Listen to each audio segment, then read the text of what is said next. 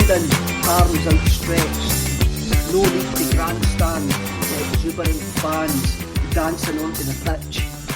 Our own Christ the Redeemer. With a stare, the knowing know of leading by example and that talk is cheap. A magnet of attention, the compass point of chaos, he allows success to happen. He lives rent-free in those heads who don't believe. Heads consumed with their own jealousy of honours that reach from fingertip to fingertip. The respect of his teammates is just as wide. They call him captain. Managers call him Broony. We call him Broony. When they huddle, listening to the adrenaline-filled words that become the motivation of teamwork, of winning, of Celtic, they know he has their back. Whether driving forward or breaking up attacks, he is there and he is always there. He is now standing statuesque, as if chiselled from the finest Fife coal, after scoring the last-minute goal that won the league at Rugby Park. And the fans sing, Broony, Broony, Broony. Ladies and gentlemen, we are now floating in Screamacelica. My name's Kevin Graham, and as usual, I'm joined by Russell Boyce. Boyce, what's happening, son? That was brilliant, mate. Did you write that yourself? Yes. That was brilliant, mate. Loved it. That was written about when he joined the 600 Club, maybe about 18 months. January last year, I think I wrote that. Aye. So I just thought since this was the tribute to Broony, it was a nice time to actually do it. And no, I agree. And bring a bit of spoken word to Screamacelica for once, a bit of culture, because we're going to ruin all the culture we have by talking about German happy hardcore pioneers Scooter. It's all to come, mate. All to come. I know, but look, when we decided to do a Broony special, and he tell us what to do. Just put on Scooter, man. So, we have to follow Broony's lead. We do have to follow Broony's lead. Russell, you've only got a black shirt on the night, mate. What's that? It's a silk shirt, mate. Believe it or not. But it's not really getting picked up so much on the camera. But it's probably the most expensive shirt I've ever bought in my life. It's a bit like the Emperor's New Clothes. I've got it, and I was like, why have I spent all this money on this? It's really just a black shirt that's a heavier material that makes me sweat loads, but hey, what can you do? The wee diesel number, Kev, but the camera's not doing it too many favours today, mate. So I don't think I'm dressed in. No. Oh, well, if Diesel want to sponsor us and send us some clobber, they're more than welcome to actually do it. Yeah, any salt numbers? Any salt numbers? I didn't want salt numbers. I'm not into salt numbers. I'm 45, man. I can't be wearing salt shirts. That's no the thing for me. Now, Russell, I'm going to ask you a question. Have you ever tried to edit an Instagram live video? No, mate. I've never been on Instagram. No, I was asking for a pal, because seemingly he's got a video of Instagram live and he wants to put sound across the top of it. I didn't ken what he's up to there. No, I know. I didn't ken what he's up to, but I says I would ask you because you seem to think you'd be the type of person that would know that. No, I know, mate. I know I like getting my photo taken apparently these days, but I've never been on Instagram. Oh, right away. We've got a bite right away, Russell. Bears 1972, you pair of bangers. Yes. Come on, mate. Here we Welcome go. to the show. Bears 1972. A big hello for me, pal. No, it's 1872. I thought they were formed in 1873. I'm not 100% sure. Or 2012. Whatever. Stays, though. Football history, mate. See, so what we've done today, we've took the DeLorean back to the 21st of May 2011. Yes. Basically because we're going to do a wee tribute to Broony. And on the 21st of May 2011 was Broony's first trophy as captain. Yep. So we thought we would have a look at that. So we've got the DeLorean parked outside the International Bar. and it's absolutely chucking it down. You remember that day, Russell? It was absolutely chucking it down, mate. It's absolutely chucking it down. But for a fan base, it's just lost a league title, because we had just lost the league title a couple of weeks before, and we feel in the Thunder the support is absolutely buoyant, and we're all pushing in the same direction. Because basically, a couple of weeks before that, Neil Lennon was attacked at Tynecastle. That's right. If I remember correctly. And everybody was on the side. The week before against Motherwell, we bet Motherwell 4-0. And basically, the whole place was bouncing. Even though we lost the league, it's one of the greatest, it's one of the best home games I've ever been at. The place was bouncing. And right at the end of it, Neil Lennon comes on and says, "This isn't the end, it's just the beginning." That was the start of his conversation. Next week, you could apply this to Scott Brown's career as a Celtic captain. This isn't the end, it's just the beginning.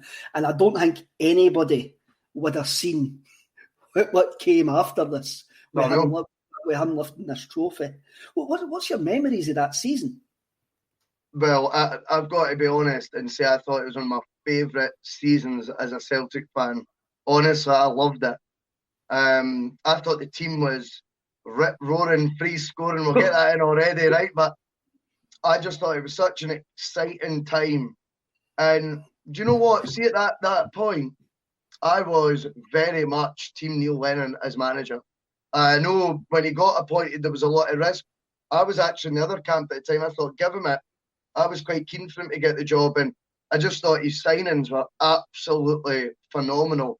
And it's funny because the players he attracted to the club, and it just shows you how quick football changes as well, incidentally, Kev, because this was only 10 years ago where Neil Lennon got a tune out of young players, do you know what I mean? And they bought into his ways, and they bought into working hard and sort of being responsible for their own game. Whereas you fast forward 10 years and any player, say of the age of Gary Hooper when he signed for Celtic, 23, 24, now needs their hand held the whole way, throughout a match, throughout every training session, throughout every caveat of the game of football.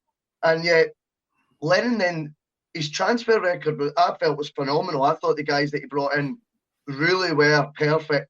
And he also was getting the best out of the maverick that was Samaras, who we spoke about at length, the other week.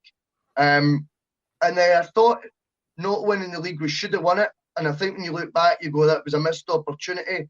But at the time, as much as I was disappointed, I felt there was an excitement in the air being a Celtic fan at that point in time. And as much as we know they collapsed across the city and all that nonsense, right, the following season.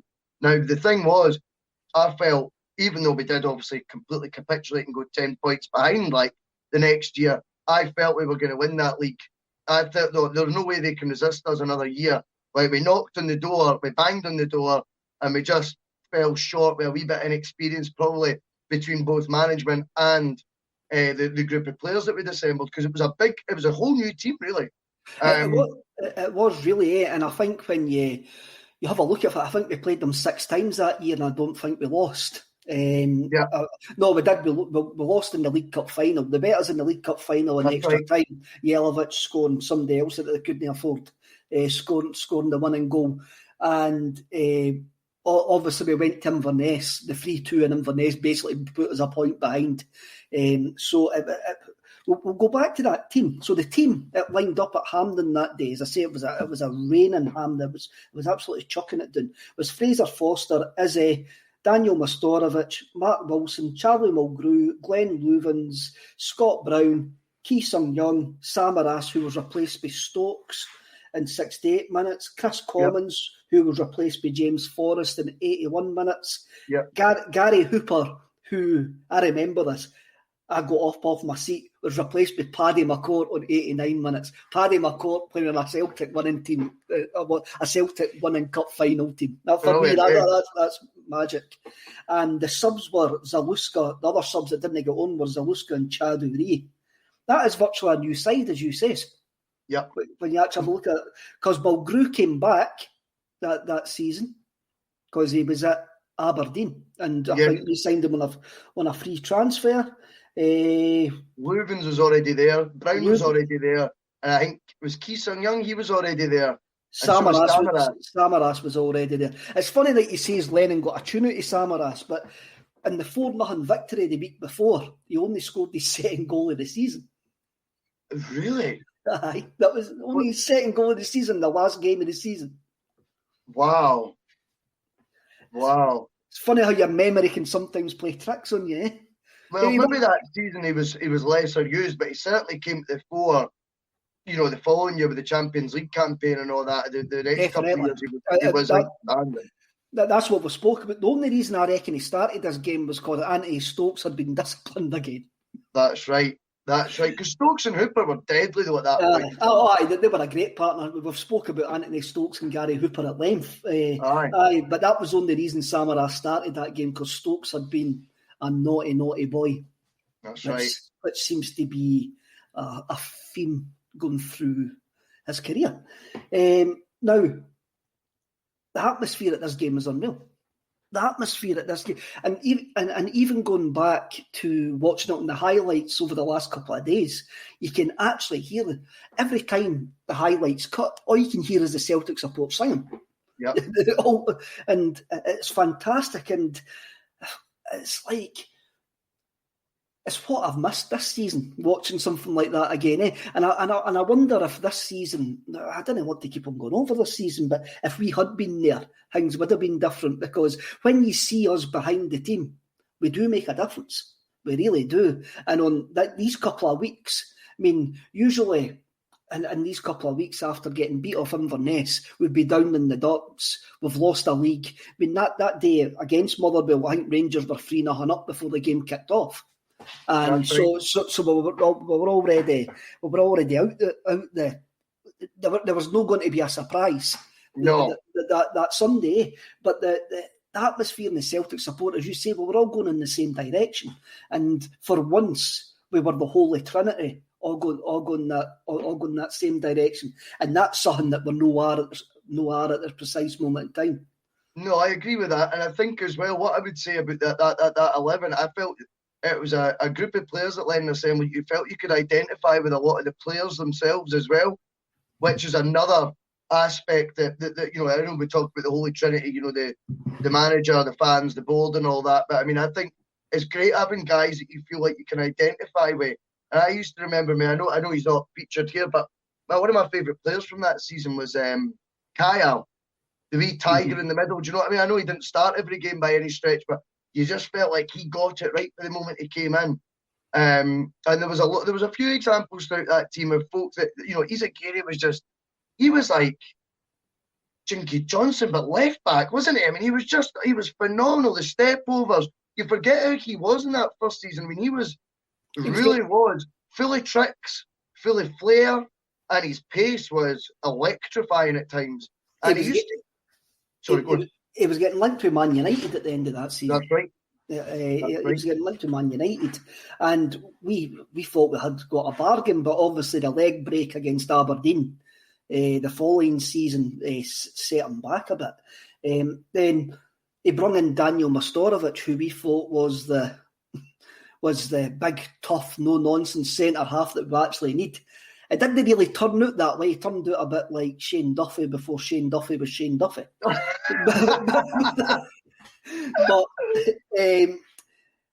he makes a horror start in this game, this Mastorovic, when he tries to play a ball in the middle of the park. They lose it and he dives into a challenge. I can't remember who he challenges, but it's a studs up challenge and it's a red card every day of the week. Mate, like every day of the week that's a red. Every day of the week. Let alone the fact 10 minutes later he tries to play volleyball inside his own box. He's got his hand up in there like that. Now, if that's not an obvious handball, there's a yellow card. I don't know what is. So, whilst we like to be balanced, Kev, well, to an extent, I think, you put these conspiracy stories away for that day because we got off with one. No two ways about it. No, I'm no arguing with that. I can't remember who the referee is. I probably should have. You got it up there. The red hair. You got it up there in the wiki. Callum, someone. What's his name? Callum Murray. Callum Murray. But then you say we got away with one. So did Motherwell get away with one when Stephen Craigan decided to save the ball on the edge of the box. I think Chris Commons is busting through. But two wrongs didn't make a right. No, I know. They didn't actually make a right. Owen McGrandles comes in. James Taylor, I'll start with James Taylor first. He says, remember Neil Lennon tried to sign... Oh, that's just moved. Remember he tried to sign Sol Campbell, David James and Jimmy Bullard. And right. Owen McGrandles comes in and says, Bullard said not coming to Celtic was his biggest football regret. I don't think we missed much there. I enjoyed watching this team. As you say, I agree with that. We had Kyle, we had Brown, we had Key. I loved Key. I loved Key Sun Young. At that time, I thought Key was a fantastic player. Wasn't one of my favourites.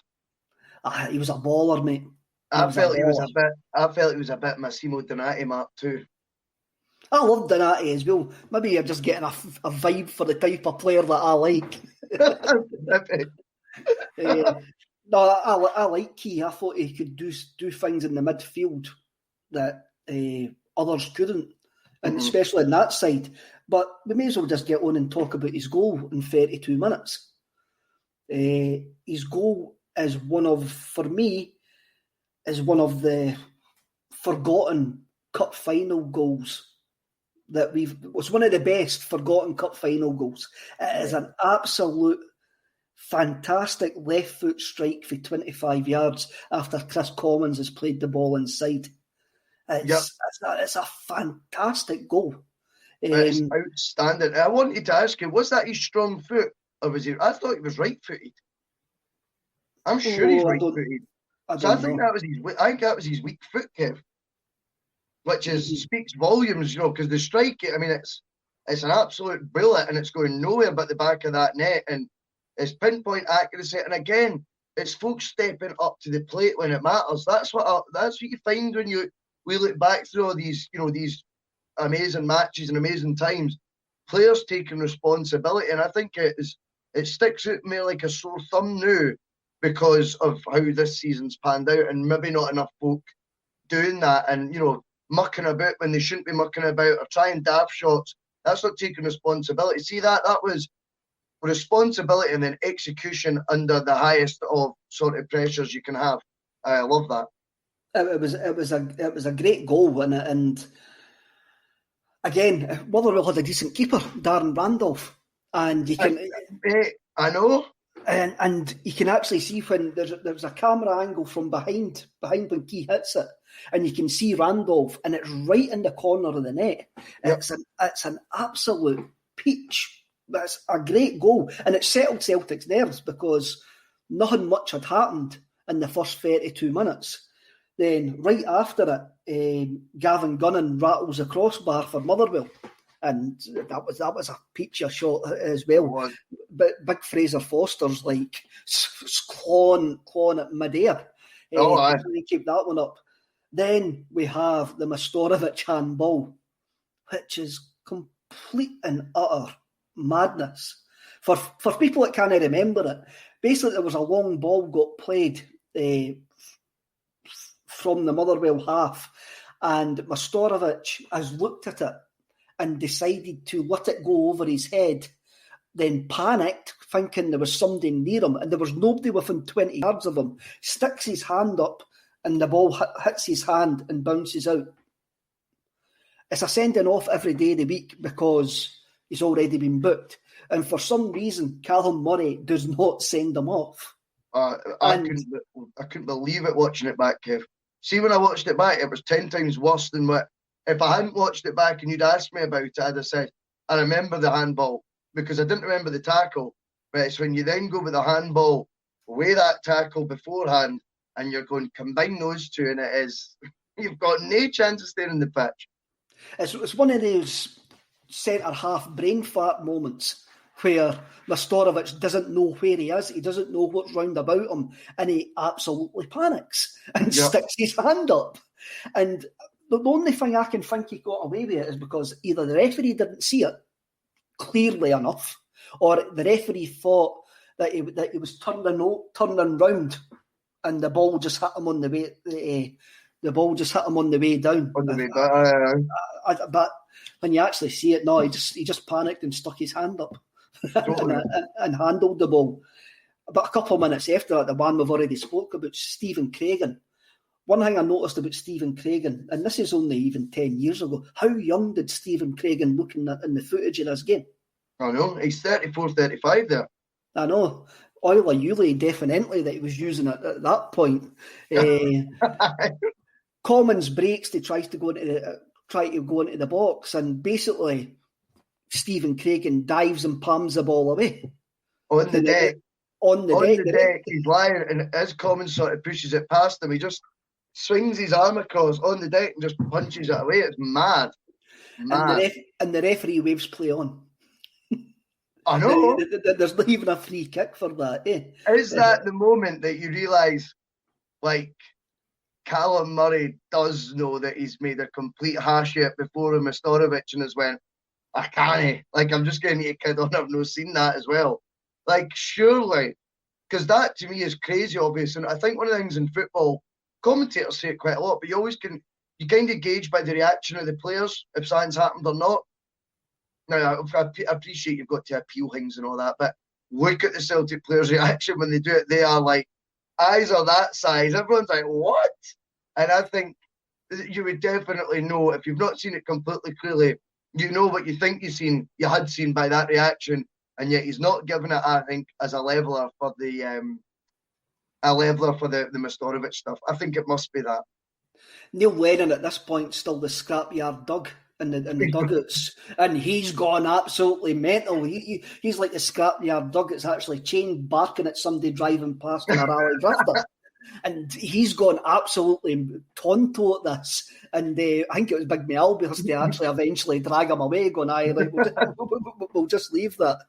I loved him like that, though. I enjoyed watching him like that. I really did. I thought, I mean, you contrast and compare, and I know exactly which one I want in the dugout. Then I appreciate you don't get away with it now. You can't do it with players and stuff like that. They can't handle it, but he was edgy then, and it was just something like, I liked him being in charge then. I really did. And he was always wearing gloves. I'm sure he's wearing gloves at the cup final too. Well, I never noticed Which that. He was. It adds to his madness. It adds to the line. Why is he wearing gloves in May? And he wore gloves that whole season pretty much, and he always had the head like completely shaved. Do you know what I mean? He looked quite mad. I liked it. There is Alan Thompson. Me and Paul are lucky enough to be in Alan Thompson's company a couple of times, and he has told us stories about Neil Lennon at that time. And you wouldn't have got away with that now. No. There is stories of Melby and Thompson dragging him out dressing rooms, like to stop him attacking players and stuff like that. So, like, you couldn't get away with that now. But I really love that. There's a bit at the final whistle where Thompson, Lenny, and Melby all have a hug on the touchline, and you look back fondly on that Martin O'Neill side, and you see the three of them in that dugout, and it still feels you've got a connection to that Martin O'Neill side. I couldn't agree more with that. And I think one of the things as well with Lennon coming back was he didn't have anyone else that was on his wavelength in his group of coaching staff, which I think when you see that there, it's so important to have folk you can trust. And they are in complete, and Gary Parker can add to that as well, because I know it was an ex-Leicester teammate or whatever, but he had three guys there that, whilst maybe not the most experienced coaches, although Tomo had done a fair bit before then, the connection they've got and the trust that they've got for each other to do, to know that each other's going to do their jobs, everyone's got each other's back. It can be quite, well, not that I would know, but I mean, it can be quite an isolating job being a manager. And I think someone like Lennon, I think he does better knowing that the folk around him have got his back. Because Lennon's someone that I get the impression is someone that likes to think, well, doesn't like to think, but just perhaps thinks everyone's out to get him a lot. And I think if you then put him on his own with coaching staff selected by Celtic, he's going to feel that vibe all the more throughout the season and no feel backed. Whereas I think you're absolutely right. It was a great moment, the three of them hugging, and who knows? I mean, hopefully in the future you'll see that again with one of Strachan's teams or whatever, do you know what I mean? Or Rogers' team, you know what I mean? In 10 years' time, three of them all hugging and that. It'd be brilliant, mate, on the touchline, because they've not retired that long ago, so you've got real sort of connections with them still, eh? Broony, Kieran Tierney and Paddy Roberts. Wow, mate. Wow. There's your free coaching staff. Love You're right there. I think Lenny needed folk to tell him that he was making a Shireen Nanjiani. They needed somebody to actually tell him, look, you can't do this, and tell him it straight. And maybe he didn't have that at Celtic, but we're only surmising that. Eh? Nothing really happened, but Celtic stepped up a gear in the second half. And Broony plays, just at the start of the second half, Broony played a great through ball to Chris Commons. It's one of the defence splitting passes that Broony didn't seem to do often enough for some folk. But then when he got it right, like on this occasion, or on the occasion against St Johnstone for Edward, he gets it spot on. This ball is a defence splitting pass, but Chris Commons doesn't take the chance, eh? That's right. And you would expect him to take the chance there as well, because Commons, I thought, was a fantastic finisher. But just the opposite, a Broony sort of show and all that. I don't know if Scott Brown sometimes played within his cell at times in terms of what he did with the ball. Because I think he actually had a lot more takers, shall we say, than what he was given credit for as well. I think there is numerous examples of him showing wee moments of flair. I wonder if he, the ball that you're talking about, we could have had more examples of that from him. Not a criticism, by the way. I just mean, I think he's someone who maybe was a wee bit undervalued what he could do with the ball at his feet. Mm-hmm. Definitely. So we completely controlled the second half. But it took us to the 76 minutes to actually put Motherwell away. And this is, again, it's Chris Commons. Chris Commons sets up this goal. Yep. He gets the ball on the right-hand side of the box, right on the touchline. He brings it back and he plays a pass into the path of Mark Wilson. Mark Wilson squabs a shot, which is gone. It's going wide. It is going wide. And Stephen made it. If it had made it, aye. Stephen Craigan actually sticks out a left foot. It hits his left foot, completely fools Darren Randall and trickles over the line. And somebody tries to clear it once it's in. Boots it into the roof of the net. Aye, boots it into the roof of the net. That's right. I must admit, Stephen Craigan scoring an own goal, I did find that quite enjoyable. Maybe not as much at the time, but now looking back on hindsight after having endured his commentary since his football career was finished, I really enjoyed that. I did enjoy the fact that he scored an own goal in a cup final. I've got to be honest though, Mark Wilson's back catalogue of goals must be the worst top 5 goals of all time. His must be it, because the semi-final, of course, is when he hits an absolute rifle and it knocks out Papach, and it comes back and he squabs it into the ground and somehow it loops into the net, but nobody knows quite again. I think a defender boots that into the roof of the net as well. Trying to clear it in the line, because that was the replay, against Rangers. So I think he's scored in the semi and the final, two of the worst. I'm sure it's a Craigan OG goes down as, but he'll claim it. And both goals utterly hopeless. Nah. Basically, it is a Craigan own goal. It's no going in. It's gone by the post, as you say, if it ever go out the park. And Craigan does definitely deflect it into the back of the net. You would claim it though, wouldn't you? I claim anything. I would claim it. Yeah. I claimed it and I was standing in the stand. So if Craigan's day couldn't get any worse, right? He then gives away a free kick on the edge of the box with 2 minutes left, and he has the cheek to actually moan to the referee about it after coming right through the back of Gary Hooper. Oh, countries up, and then he does it with the 2 legs to try and make sure he gets the job done right. I know, he actually takes him right out, then gets up and moans to the referee that he's gave the free kick right on the edge of the box. Obviously, watching the highlights back, there's 2 things that jump out to me. One, who's the boy that was commentating? Liam McLeod. Liam McLeod. I can't believe he's been commentating on the BBC for 10 years. Liam McLeod. I know. I always just put him in the last like 5 or 6 years. And he says, I've wrote it down, this is too close for Charlie Mulgrew, as Mulgrew's lining the ball up. That's right.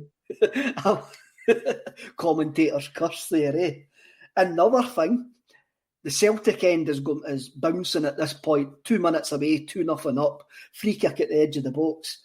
And we're actually singing Stokes's Da Hates the Queen. Brilliant. I think there was a story around about that time about Stokes's Da and his pub.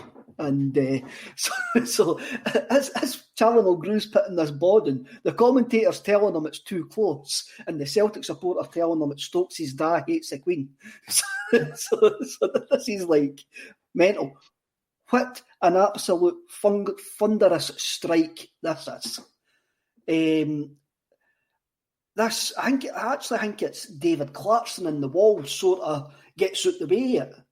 And the best view of this goal is from behind the goals, when you see the ball hitting the back of the net and all the water flies off the net. That's right, yeah. And all the water flies off the net. Again, that's another great moment of Celtic Cup finals. For it's the effect of it. It's almost art-like. But totally. It's beautiful. It's a great goal. It's actually a fantastic goal. He was more than capable of that, though, Charlie Mulgrew. And I think there's no surprise on his face that he scored. You know what I mean? He's not all wide-eyed and that. He was probably pretty convinced that he could score that. I think his left foot was absolutely outstanding. For whipping crosses in, taking free kicks. He was a good player, Charlie Mulgrew, and utilised in loads of positions. But I mean, it's not often that someone that started at left back for you is taking free kicks on his second spell at the club in cup finals. You know what I mean? Someone you released who was a left back to go to Wolves initially, wasn't it? And then a few years later, you're in your second spell and you're hitting the winning free kick in a cup final. Outstanding. Mm-hmm. It was. Neil Lennon was good for Charlie Mulgrew. He was really good for Charlie Mulgrew. He brought him back into the club, converted him to centre half, and Mulgrew had his best couple of seasons at Celtic at centre half. As you say, he was set pieces, he was deadly. And even right now, I know he's left Blackburn right now. But even when you're watching the Championship highlights and the League One highlights, he was still pinging them in for set pieces, left, right, and centre. He was a penalty kick taker. If Blackburn scored for a corner kick, it was always Mulgrew who'd put the ball in. He was a fantastic set piece taker, and now he's on the telly annoying us. he's commentating on Sky now, so that must mean his career's coming to an end. Let's have a look to see if there's any comments. Roy Croppy says 3-0 and a very rare coupon up. That was a good day for Roy. Oh, nice, mate, nice. Aye. David Kelly, see if this channel wants to call out other teams' fans for what they say. Maybe we shouldn't glorify Anthony Stokes' dad. I was just telling you what was going on at that time. I wasn't glorifying Anthony Stokes' dad at all. As I say, I couldn't even remember what it was about. I couldn't even remember what it was about. So, we won our first trophy in 2 years. It was like brilliant. The place goes absolutely mental. And we leave that state. And so Scott Brown goes up. And it was I hate this. I hate this about the celebrations. It was at that time when the captain went up last. That's rubbish. The captain should always go up first to lift up the trophy. Everybody gets their medal and waits for them coming and go, oh, nah, pish. The captain goes up first, lifts it up, and passes it down, so everybody gets it. So everybody gets a cheer. I'm on your side with that. That's me. That's old school. That's old Sabutio stuff, But that's for me. No, I agree with you on that. I totally agree. The trophy should get lifted right at the start. That's the exciting bit as they're walking up the steps. They all get gathered, and then boom, that's your moment right there. I agree with you. But what interests me about the trophy lift, I've noticed this a few times with Scott Brown. He kind of, I think he's quite a humble guy, Scott Brown. I know, obviously, there's the mask that he puts on when he goes to play football. I'm not convinced he likes, the being the centre of attention, if you know what I mean, once the game's over. And he's very quick to try and almost get the guy next to him. I'm trying to think who it was, to sort of grab the other side of the trophy with him. It was Samaras. Samaras it is, yeah. And if you actually look through his career, he's done it quite a lot of times. Shared the trophy. I think it was with Lennon at one point. He's done it with Lustig. I can't think of any others, but I'm sure there's a few times where he's kind of been quite quick to sort of share it. I think it's a nice side to him. I think it's just, I think it's maybe he's not someone he's very much not all about him. No, but then he got plenty of practice lifting trophies as the years go on. And the thing with Samaras, it's maybe because Samaras he would have been one of the not the oldest players in the squad, but been there Samaras would have been there for 3 years at that point. Mm-hmm. Brown would have been there for 4 years, so maybe it was all just you're there, Sam, and go and lift that with me because the Lustig thing was fine. Lustig's I'm not criticising either way. I think it's quite it just shows that there's maybe, I don't know, maybe just a wee bit of I don't know if shy is the right word, but a side to him that maybe he's just like, it's not all about me anyway. I think it just epitomises how much of a team sort of player he is, you know what I mean? Aye. That was a great day, a great cup final. It was we really thought we were going somewhere when we won that cup. Yeah. And it makes you wonder if this season would have been different if we were going into a cup final this weekend, how we would be feeling going into next season, eh? But no, I said that. I mean, at the time, I says, that Scottish Cup is there to be won. If we can win that, you feel the pendulum swing. We're the ones with the last trophy getting lifted of the season, even though it's been our worst year in X amount of years. So, I agree with you. I think that gave us that wave of optimism that all was not lost. I mean, Newwood came close in the league. But like I say, I just think it's like you're saying about the Holy Trinity. I just think everyone was on side at that time, Kev. Do you know what I mean? Aye, definitely. Now, there's a couple of strange things. Well, no strange things, but there's a couple of wee pointers after this game. Neil Lennon got a new contract virtually right away. It must be something about winning at Hampden and Neil Lennon. Was he in the showers with it? Well, I couldn't find that out, eh? I nearly phoned Big Desi. I went, Desi, did you give him a new contract in the showers, eh? Well, at that point, I don't know. And at this point, Scott Brown's only got a year left on his deal. Mm-hmm. And it goes off summer and he doesn't sign a new deal. And he's suffering with injuries at this point and he's in and out at the side. And everybody, I remember it at this point, folk were going like that. Well, if he goes, get some money for him. And it's quite hard to believe. When he signed an extension to that deal in December, he could have went away that season. Yep. And it looked at one point that he was going because Celtic refused to pay, seemingly his agent, an extra payment for him signing a new contract. Eh? And at that point, the Celtic support were nonplussed. Were nonplussed that he was going to leave. And that was him coming off his best season since the 2008 season when he was voted Players Player of the Year and that. Eh? So I think the strength and depth of that midfield at that time though was really, really good, Kev. Because we talked about Kai earlier, who's not in the squad.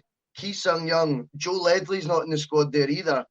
You think Joe Ledley would probably have started ahead of Scott Brown in that first season. He probably would have. It'd be between Key and Brown, really, to start that. Or Key, Brown, and Kyle, if Kyle was fit and guessing he was injured, we'd all be sort of jostling to play with Joe Ledley. That's how my memory is of it. Do you know what I mean? So there was a lot of strength and depth. And I always remember we added then Wanyama the following season. Or was it that summer? Wanyama joined as well. It would have been, yes, aye. And then I think the competition was fierce. And do you know what? It's almost more testament to Brown that he came out the other side. Mm-hmm. Do you know what I mean? Aye, definitely. I say, from 2012 to 2016, this was sort of Scott Brown's wilderness years at Celtic. He had the hip injury, which troubled him, the degenerative hip injury, which troubled him. But then Celtic kind of started treading water towards the end of Neil Lennon's first time around, and we've got the whole Ronnie Dyler thing, and it was quite obvious that the squad never really took to Ronnie Dyler. But I remember we won the league at Tynecastle in Ronnie Dyler's second season. What's his face scored? Big Kazim Richards scored for us, and we won the league at Tynecastle. I seen him playing the other day. He's still playing for... I seen him the other day. He was playing for a relegation battle inside in the Championship. Couldn't you believe it? Who was it? Derby County. I think it was Derby County, you're right. Derby County, yeah. So Scott Brown played that day, and he got overrun in the middle of the park, and he looked done. He absolutely looked done. And he admitted that. He didn't play another game for the end of the season because he admitted that he shouldn't have played because of the injury. Eh? And at that point, I remember on the bus on the way home going, Brown looks absolutely done. He looked finished at that point. He looked the shadow of the player. Even though I'd only seen in glimpses like earlier on in his career, that season, the 2010-2011 season and the 2008 season. Eh? And his transformation under Brendan Rodgers has been utterly phenomenal. I mean, when Brendan turned up, I didn't expect to see Scott Brown, who basically bossed Scottish football for the next 4 years or 3.5 years until his legs seem to have went again.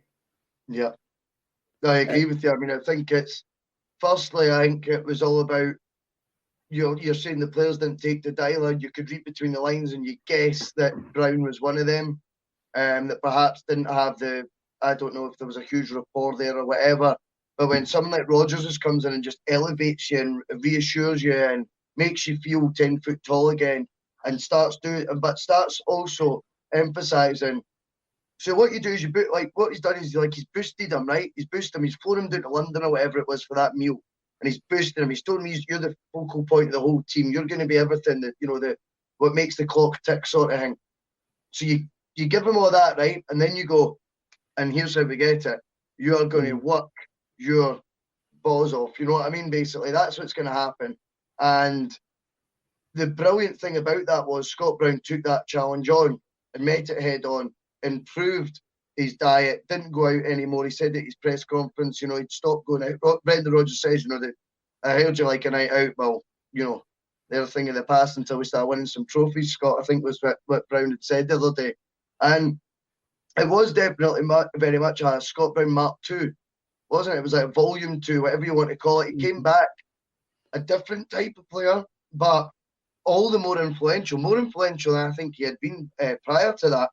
But he had some good moments in that cup final we're talking about. He's led the side again to glory, and it was instrumental in us qualifying for the final with, of course, the Broony moment at Ibrox in the original semi-final tie that went to a replay thanks to his strike. So I think there's a lot of good moments that happened as well. It's quite easy to sort of to define it, in the sort of brackets that you are. But his importance cannot be underestimated at any of those stages, even when not firing on all cylinders. Even when the team was treading water and not firing on all cylinders. But Brown Warrior comes in with a great point here. I think the meeting Broony had with Rodgers in London was an ultimatum for Broony. I think so as well. Wise up or out you go. So I think that as well. And I think the Scott Brown will remember mostly, apart from the Broony celebration, obviously, at Ibrox, the Scott Brown we will remember will be the Brendan Rodgers Scott Brown. Yeah. And those 3 seasons, maybe not the fourth quadruple treble, even though the goal against Hamilton and stuff like that, he still carried us through. What a goal. A great goal. But as you say, it was like a Mark II. It was like a rebooted, resuited Robocop that arrived, going, I'm here. I'm back. And also I think maybe the noise for the press as well, writing him off, going, he's beating the semi-final of Rangers, he's got overrun by Rangers, Scott Brown's finished, Scott Brown's that. The wee talk with Brendan Rodgers. Next thing you get this, as he called himself, a proper invincible that season. Yeah, and I couldn't agree more. And I think you're absolutely right to mention the media stuff. I think he's alluded to it enough if you watch his interviews, at things about, the legs have gone off. Heard that before. And I think stuff like that definitely is good fuel for Scott Brown. I think he'll love going up to Aberdeen and everyone thinking he can't kick a ball again. Do you know what I mean? I think it rejuvenates him, stuff like that. And, a fresh challenge might help him as well. But absolutely, I think when you look through his career, I think, and whilst I agree that Brendan Rodgers, it maybe was an ultimatum, I think it was done in a way that really motivated him as well. I think, yes, the underlying message was, you carry that on, you'll be out. But the flip side was as well, he's completely bigged him up, and he's got Scott Brown believing he can come back. He can actually play for the next 5-6 years. He said to Rodgers at that meeting, and he confirmed this at the press conference the other day, I only think I'll play for another 1 to 2 years. Wow. 31 years old. And he thinks he's only going to play 1 or 2 more years max because of the injuries, etc. Funny how he's barely missed a game in the next 5-6 years, though. What a difference. I know, what a difference. Brendan Rodgers says about Scott Brown, on the field and in the changing room, Scott gives his life to Celtic. If you were going to war, he's the first one you'd take with you. That's what Brendan says about Scott Brown. And that's the Scott Brown I remember, the Scott Brown who lorded it over Scottish football for 4 seasons, won everything. And I want to talk about his celebrations too. Okay, on you go. Right, so not necessarily his celebrations, right? Now, I always notice strange stuff, Kevin. I ask you if you've ever noticed it too, right? So, when the players all used to be grab each other and all be hugging, they'd be sort of like in a cluster. How often did Broony piggyback on the back of one and you just see his legs dangling in midair and him falling head first to the ground? It's happened so many times. Strangely enough, I think there's one against Motherwell in the double treble final. I think he goes across Encham's back and it ends up on the turf. He does it all the time, honestly. There's so many examples I can think of where he has jumped up, pushed himself on the boys back, then went, oh no, he just sees boots dangling in the air as he's going head first to the turf. Brilliant. Love it. I think when you have a look at it, fans love to hate him. Aberdeen fans have got a lot of counselling to go through to actually maybe take to him because of the amount of abuse that they've gave him during the years. But I'm sure that I love them because it was interesting. I got a stream on Saturday of Hibs TV, and Gordon Strachan was on Hibs TV, right? And he compared it to the time that he left Leeds and went to Coventry. And he went, I just had to go someplace where I could be an influence once more. And He says when he moved to Coventry at that time, he was an influence again. He felt rejuvenated again. And I think Brown's virtually admitted that himself. It's maybe a step too far to try and rebuild Celtic again. And he's gone, it's my as he says, quite great. He summed it up very well. It's time to pass the baton on. And maybe he's right. And I know we're speaking about his influence might be missed, but then maybe he's going to Callum. No, it's time for Jamesy Callum. It's up to you to step up to the plate now. If I'm still hanging about here, you're still going to look to me. It's up to you to actually carry this forward. Bring out the best in them. You never know, because I know it's the common narrative is that Callum McGregor's not captain material, and whilst I can totally understand that argument, perhaps Broony going, and Broony maybe feels this as well, that'll set Callum sort of free and going, wow, once that voice is missing, who's going to be that voice? I'm going to need to step up here, and it might be the making of him. You never know. We could be looking at Callum McGregor Volume 2. How about that, mate? That'll be good. Callum McGregor Volume 2 under Eddie Howe, Jack Ross, stroke Rafa Benitez, John Hughes, stroke Roy Keane. So we don't know, but we could be looking at that. That'll be interesting. There's a lot of interesting things, or we could be looking at the birth of David Turnbull being an absolute Celtic great. Hopefully, a lot to look forward to if we appoint the right man. We have got a lot to look forward to if we appoint the right man. So Broony's left us, but he left us a message, Wassily. Just put Scooter on. And we did. We followed his lead and we did put Scooter on. And the album that we listened to well, attempted to listen to was 100% Scooter, 25 years wet and wild. No, sorry, that's a fishing magazine. 25 years wild and wicked. Is that a fishing magazine, Wet and Wild? Is that, I don't know, again, is that about waders or like folk getting wet? I'm not too sure. It's wild what and was I wicked. listening to then? Because I thought it was a greatest hits you told me about. So I'm like going through Spotify and I'm like, right, Scooter 2017, Kev says it came out. 22 tracks. I was like, right, this must be it. 22 tracks. And I realised, I've not heard a song I know yet. And they do still have songs that you know. I'm scrolling down it, and as I'm scrolling down looking for the song, I cannot emphasise how amazed I was that I am listening to that guy for Scooter singing in like a Cockney accent, always look at the bright side of life, whistles the lot, right? It's just like a cappella he's doing it, and then it just kicks in with obviously the typical Scooter racket. And I'm realising I'm listening to a 22-track Scooter just album. It's just an album I'm listening to. Not even the greatest hits I had the pleasure of. I think I got 8 songs in, Kev. That was me. I was out, man. Well, I listened to the 100% Scooter 25 years wild and wicked. And I got to 10 songs, and it was one of the things. I had headphones on when I was listening to it, and I struggled. If they didn't put in that high-pitched, speeded-up vocal, I would have thought I was listening to the same song all the way through it. And what really gets me is, I mean, they were formed in 1993 in Hamburg, so they've been around a bit. They've sold 30 million records worldwide. And that's the thing. I mean, I think it's important that whilst we all, obviously, it's maybe not our bag, I wouldn't go too far slagging them, though, because music is music, and it's obviously connected for maybe reasons we can't relate to, but it's connected with a heck of a lot of people if you're doing 30 million records. And some of the, and they've had numerous members. I couldn't believe that they've had more members than Eddie Howe's backroom staff, it seems.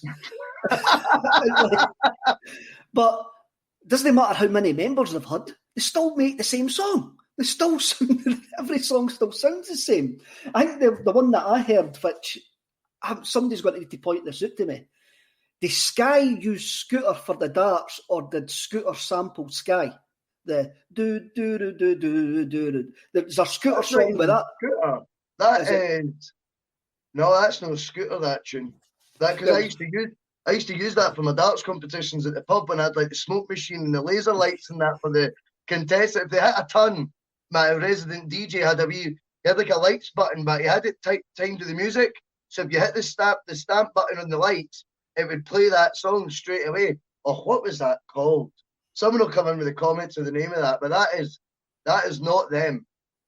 No, well, Scooter have got a song that samples that. Oh, there is a song that samples that. Why doesn't that surprise me? Because I heard it. I heard it this afternoon. And right. Before the song starts, it must have been a live version I was listening to. It must have been because H.P. Baxter, who's the MC with 2 X's, he's got in his name, Baxter. I like that. Imagine if Baxter Soup started doing that. Do you know what I mean? Just putting 2 X's in the tins. It would jazz it up a bit.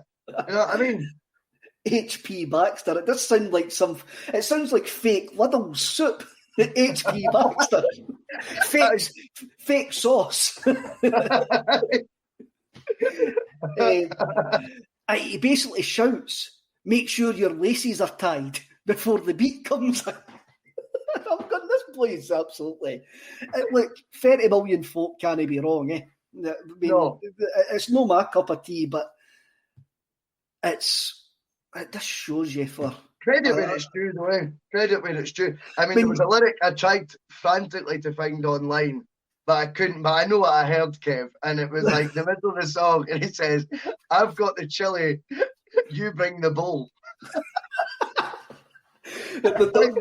I'm sitting there going, I was on a bus. I was taking my dog back, so I'm like, there's folk behind me going to be going, that boy's lost the plot. He doesn't look like the stereotypical Scooter fan either, right enough. You know what I mean?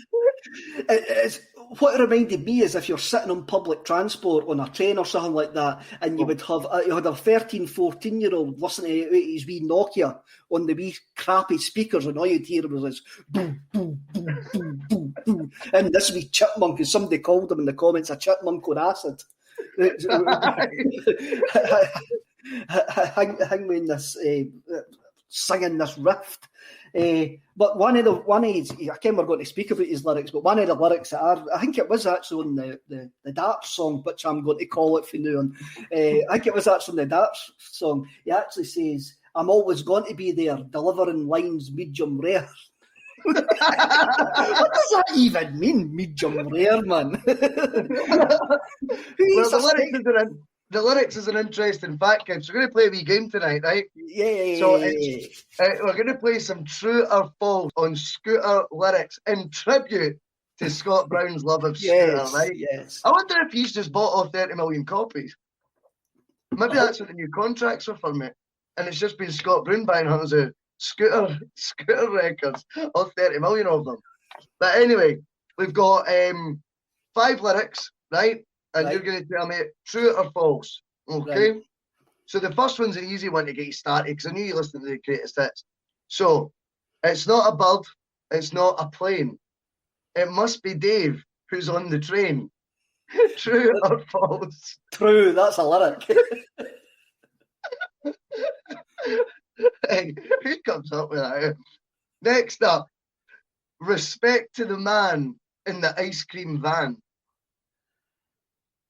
Oh, that could be the KLF, because he does mention the KLF a couple of times. I'm going false with that one. I'm going false with that. Is it true? Is it true? It's true. So the first lyric is from the song Messiah by Scooter, in case anyone's wanting to Spotify these. And respect to the man in the ice cream van is from the song Weekend, also by Scooter, of course. So the next one. How much is the fish? Yeehaw, sunshine in the air. Oh, that's a lyric. That is a lyric. How much is the fish? So it comes from the song aptly named. How much is the fish?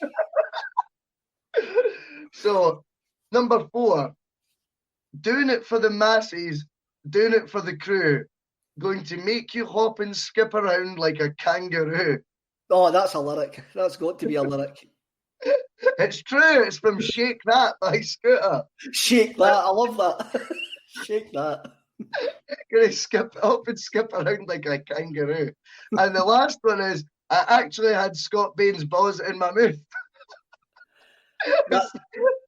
True or false? That's a sample for the next album. So that's true. We should maybe play this every week. Just go a Scooter lyric or a Kevin Graham quote.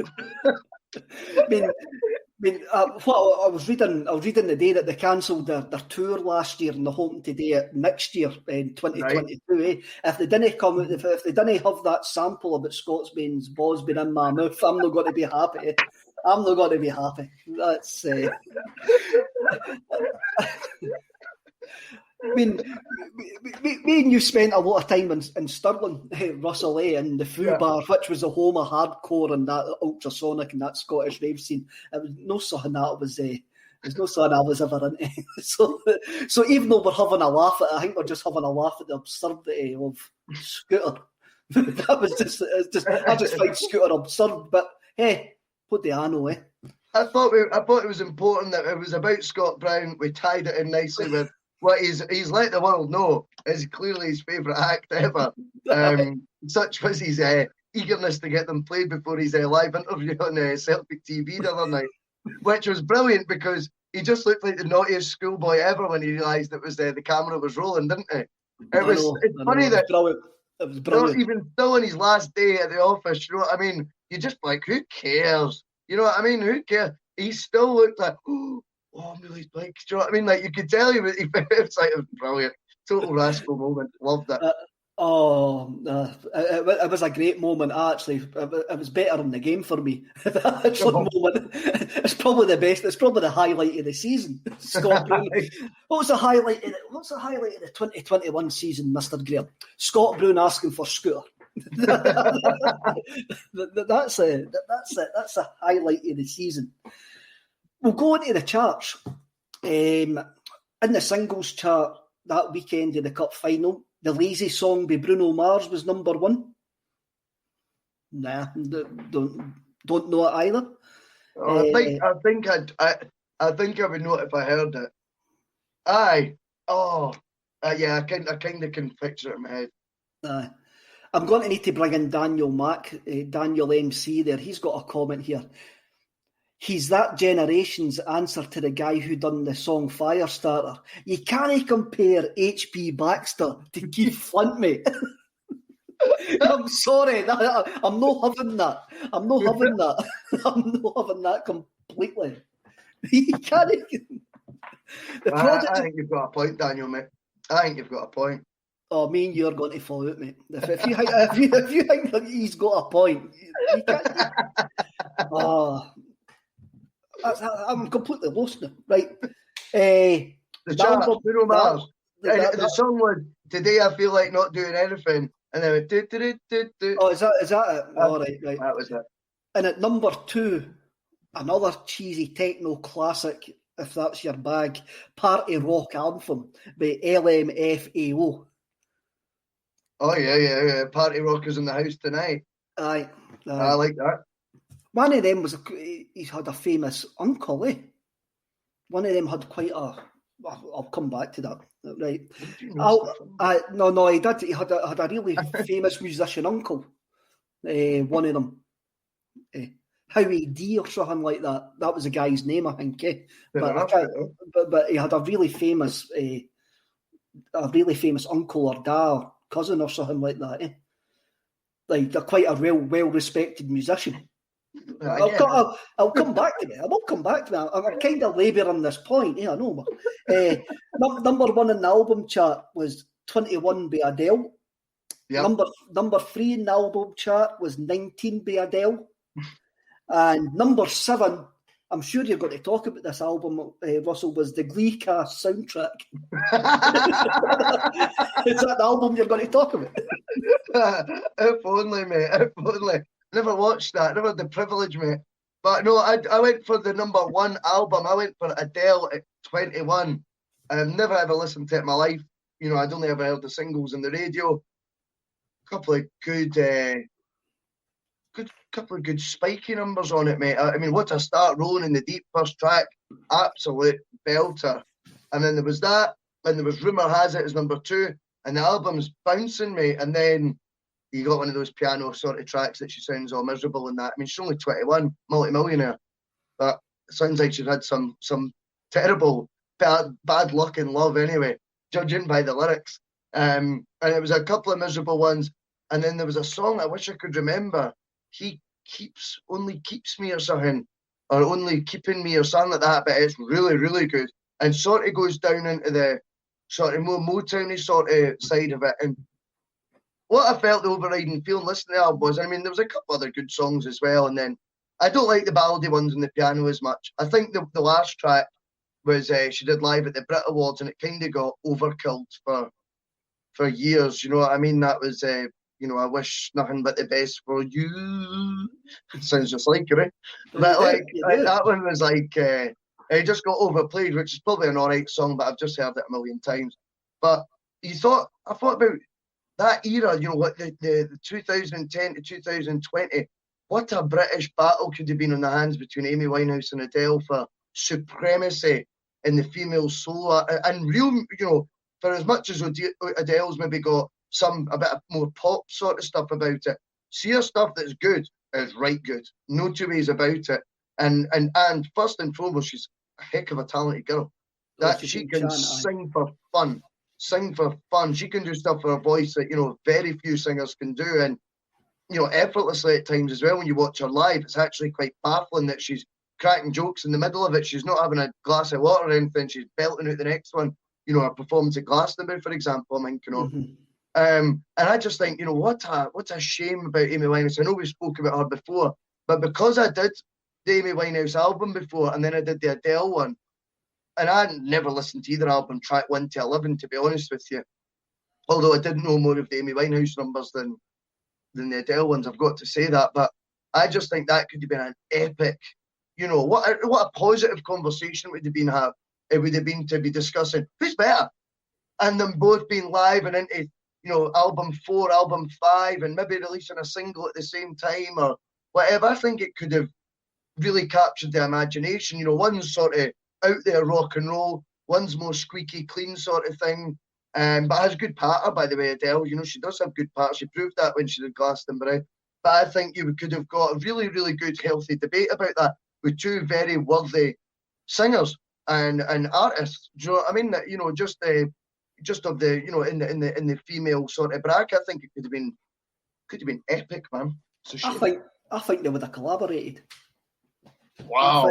I think they would have collaborated at one of these award shows or something like that. I do think that they would have been on the stage together at one point. Producer Paul comes in and says, we had Brooke Combe in the studio today, the finest talent I've heard in years, going to be huge. Check her out on YouTube. She's absolutely fantastic. She is really, really good.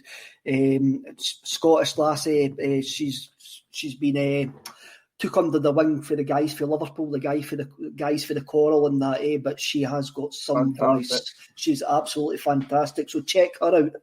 The album that I'm going to talk about is What Do You Expect from the Vaccines by the Vaccines. I've seen that. That was about 38, wasn't it? 40 it was. It just made it. It just made it for our cut-off point. I loved this album at the time, and when I remember back to that cup final, that was the album I was listening to quite a bit, and I've seen them 3 times live. I mean, even when I went back into it today, I love Wrecking Bar, If You Wanna, Norgard, All in White. It's a really, really good album, but they're one of the bands, when I was having a look on Spotify today, other streaming sites are available, and they've got like about another 3 albums, and I've just completely went to the other 3 albums. And when I was listening to this album today, it did sound a bit dated for me. It didn't sound as good as what I thought it was going to sound again, which I found quite It sounded dated. It sounded dated. That's quite surprising, isn't it not? Aye, it surprised me. Maybe it was just the mood I was in. I don't know, but there were some songs I'm looking forward to hearing that, and when I heard it, I'm going, that's a bit. That's a bit. As much. Aye, that's a bit. There was another album I was listening to at the time by Bill Wells and Aidan Moffat. Obviously, Aidan Moffat, Arab Strap fame, and it was called Everything's Getting Older, and that was released the same month as this cup final. Yeah. And if somebody would have told me at the time, I would have been listening more to the Bill Wells, Aidan Moffat album than the Vaccines album in 2011. I would have went, nah.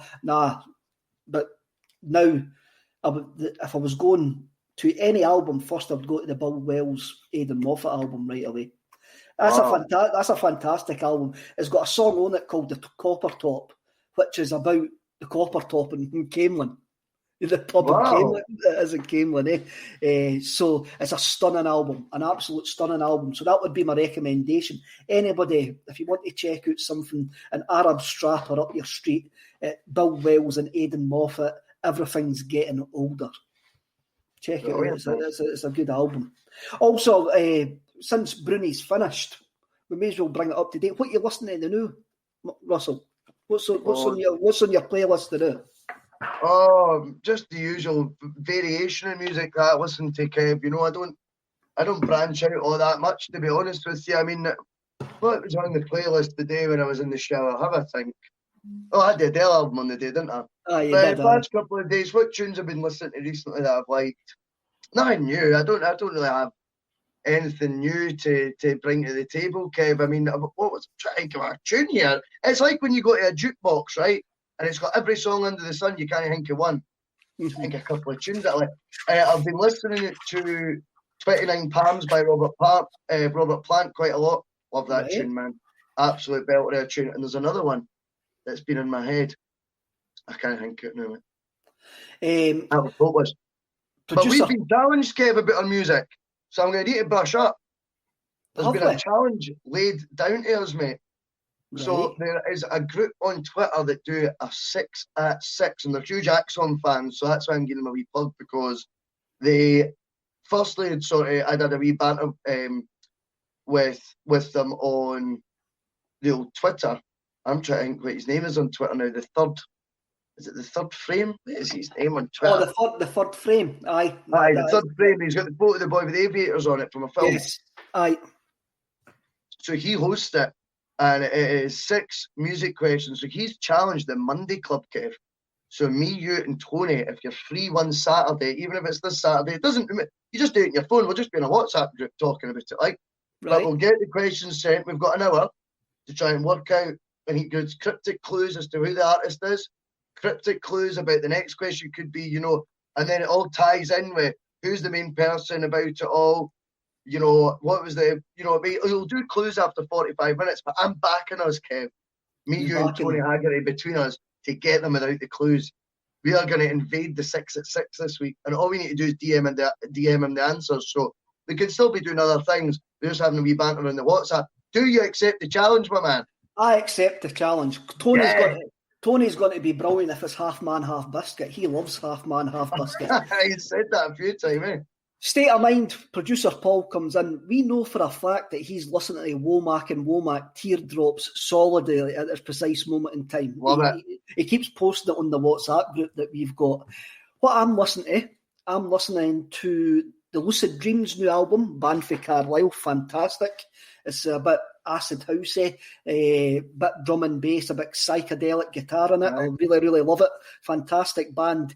And I'm also listening to James released a live album last year called Live in Extraordinary Times.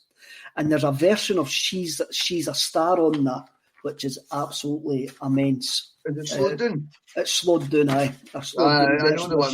She's a star. Absolutely immense. Well, Russell, that's us for another week. Yes, mate. We stuck another 15 minutes in. I know, aye. Producer Paul hasn't cut us off yet. So that's us for another week. We'll be back next week at 6:30. We didn't know what we're going to do next week, but what we're actually going to do when we get into the Euros, we're going to start having a look back at some of the Euros as well. So we'll get involved in that, and we'll look at the music of the Euros, and I'm sure Euro 1996 will be involved because that was a great year for music. 1996. So we'll see you back next week. Remember, subscribe, tell your pals, tell folk that you didn't like, tell everybody, put stickers on lampposts. Do what you need to do, but always remember, just keep calm, lads. All right? Calm down. See you later.